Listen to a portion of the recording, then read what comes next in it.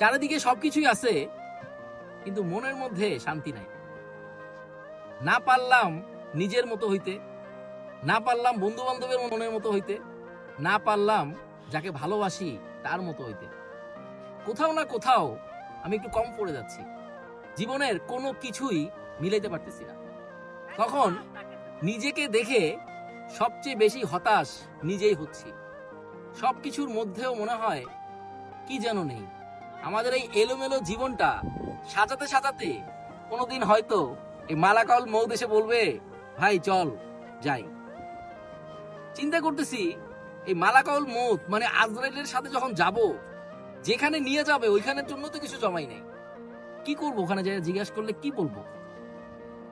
না পারলাম এই দুনিয়ার জন্য কিছু করতে, না পারলাম আখিরাতের জন্য কিছু করতে। এই দুয়ের মাঝখানে বসে হতাশময় এই জীবন নিয়ে বসে আছি।